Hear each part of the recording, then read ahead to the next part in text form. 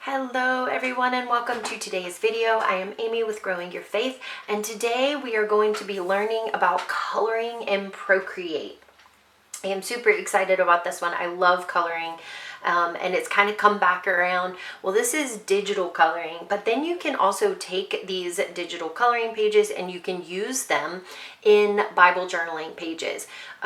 So I will show you this one that I created here.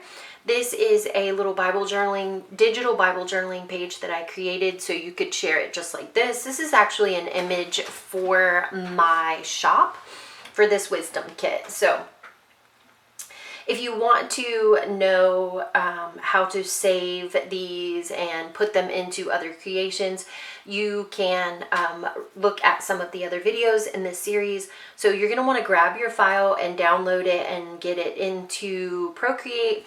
If you're not sure how to do that, again, some of the other videos show that. So I don't want to reteach things that I've already showed in the series, just to kind of keep it as simple as possible.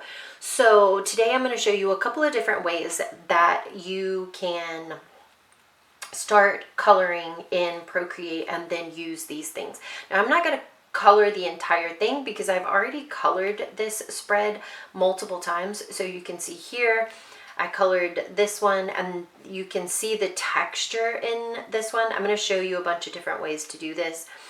Then I also colored this one, which is more of like a drag and drop, and I'm going to show you how to do that as well. I don't know what happened to my little thing right there, but so there is those two that I colored.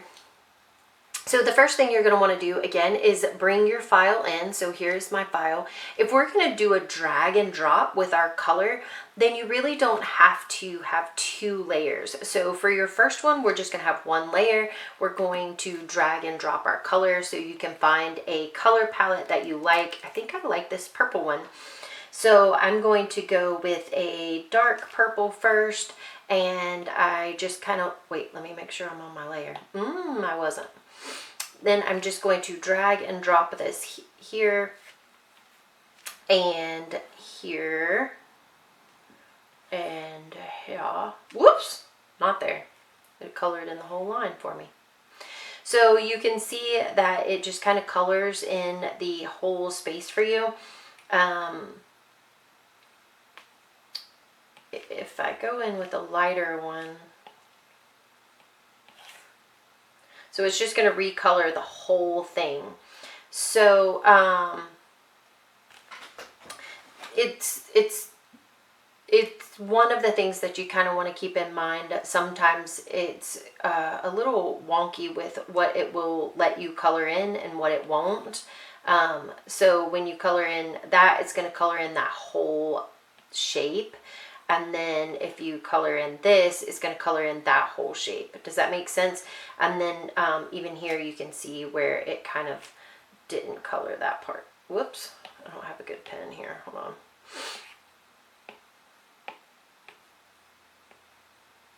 on. Okay, so the other thing is that because you are dragging and dropping, you are on top of the... if you color in like I just did, you're going to color on your lines. So there's another way that you can do this. Let's get those colors off of here. And that is to just color it in. And you can do the same thing with a with any of the pens that they have here. So you can duplicate your layer here. And the reason why I duplicate it is because I want a layer on top so that I can get as close to these lines as possible. So let's just go in with a regular, let's go back to this dark, wait, not that color, the dark purple. And we can just color right here. And you see how, because we have that layer on top, we can color a little bit more free without being completely worried that we are going to go out of the line. So you see, wait, I was coloring, sorry, I'm sorry, hold on. Okay, add a layer. So you can do it either way, really. You could color on this layer directly because you have this layer up here. But I like to add a layer and just have my color in one layer. It just kind of makes it a little bit easier. But you've still got this to where you can kind of color without worrying about coloring on top of that black. And it just makes it a little bit easier and a little less stressful. And so then you can color all of this in. Now, remember in the last video, I was talking to you about how many different types of pen styles that they have in here. And that is going to be really, really helpful whenever you're coloring like this. It's so relaxing to just color on this iPad. I love it. Okay, so then you can go in with a lighter color and color on the inside if you want to. You can also frame out what you want to color here, especially since you're using this monoline. If you are using one that's textured, you don't want to do this. But you can just come right around here and frame out what you want to color. And then you can drag and drop. And it will fill in just that space, okay? So that's a little helpful, especially if you're using this monoline. Now, if you're using a textured pen, then you won't be able to do that because it won't give you the texture, but that's okay. Okay, so let's go back to our purple here, and you can outline on top of that here if you want to. Now, let me show you what else you can do. So let's take and color in, actually, let's just use this one because we already have it. So I'm going to take some of my purple, and I want my, I want to do a little bit of shadowing because it always kind of brings out your coloring a little bit. And so let's just kind of put down some color here to shadow with. And then you're going to grab this tool right here, and this is the smudge tool. And again, this is just like anything else. So it's got all these different types of brushes. So you're going to choose which brush you want. I'm going to choose this medium brush so there's not that much of a fan. And then you can choose the size of your brush over here. I don't want it to go into this purple, so I'm going to try to keep my brush a little small. And then you can even change your transparency if you want to. But, whoops, I got the eraser. Sorry. But it can blend these two colors together. It'll blend these two colors together. It's not smudging. Oh, there it goes. Is my pen too big? Whoa, my pen was way too big. Sorry. So you can see how it's just kind of blending these two colors together. And then that's going to give you that shadowed look.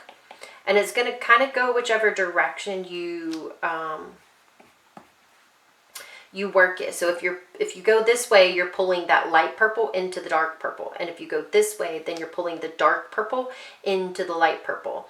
And you have to be careful because it will pull the white as well. So you just want to make sure that you're working only in the space that you want to work.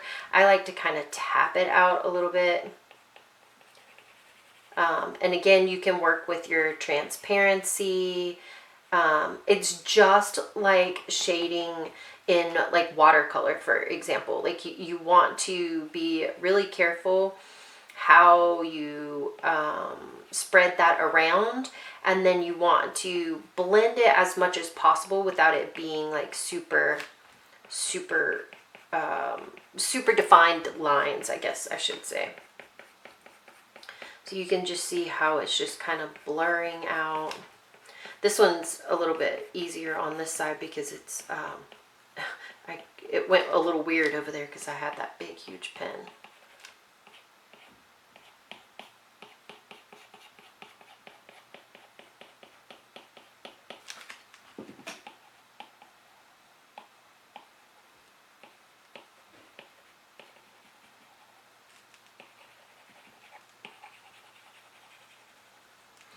And this kind of just helps, you know, just kind of bring a little depth to your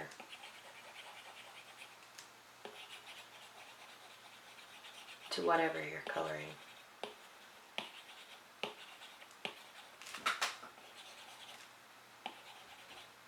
I think this is pressure sensitive too, probably, so you want to be kind of mindful of that. I love the pressure sensitivity. I think it's amazing. Okay, so this side doesn't look very good, but you can see where this is kind of starting to just really blend those colors in really well. I did use kind of a dark one because I wanted you to be able to see it, so.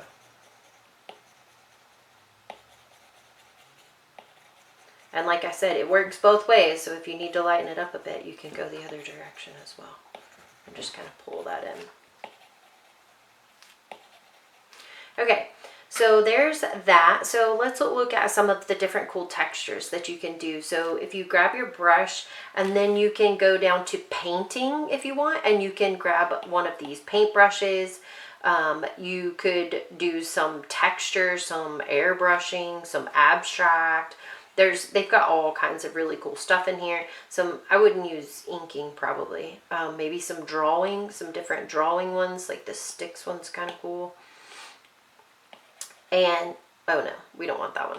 Like, you just have to kind of try them out. All right, let's go back to painting.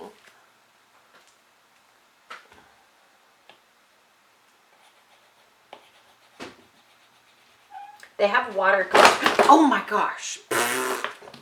Watch out, Loki. Sorry, guys. They have lots of different pens that you can use, and they also have some watercolor, which is a lot of fun as well. I don't know why this is some weird looking.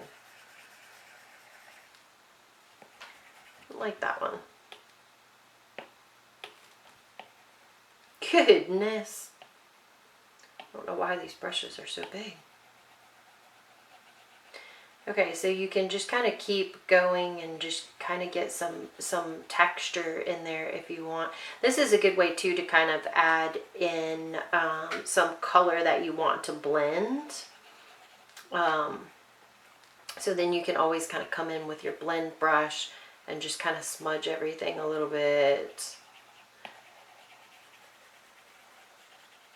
Now it's going to pull that white if I don't have anything on the background, but I really love this tool.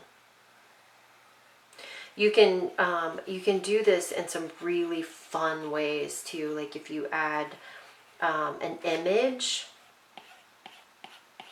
to a page, so like maybe you add an image of fall leaves, and then you can blend all of those colors together that's in that image, and it just kind of looks really cool.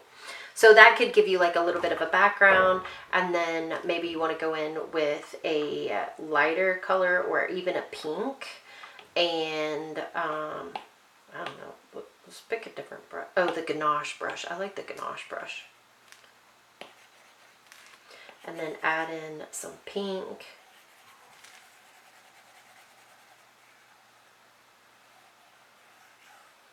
I think the ganache brush is what I used on that other one.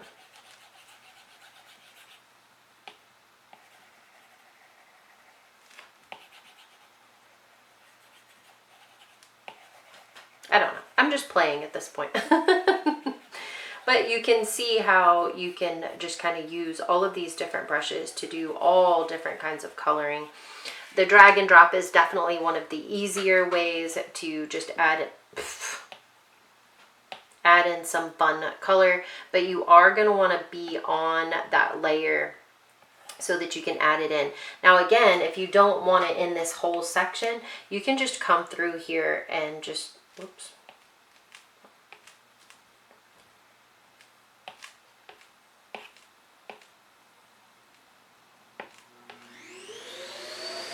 Oh, sorry. You can just kind of come through here and outline like so, and then put it. And it's just going to do just that one. And then you can come in with a different color to put on the inside. Okay, so the same goes here. If you just want to color in these little dots purple, you can color these in purple and then leave that other part white. It's just completely up to you. You can find these little pages everywhere, and it's really nice because then you have a little bit more freedom in your coloring, rather than if you're doing it in one of those coloring apps.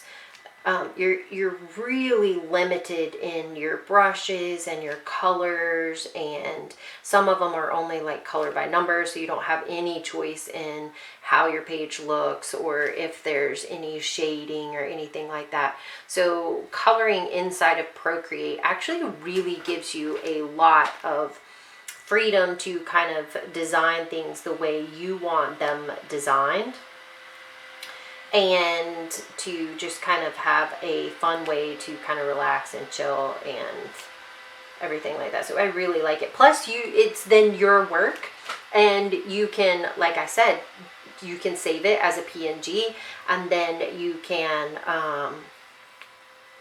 use it for your Bible journaling. You can save it as a PDF and then print it out and put it in your physical Bible.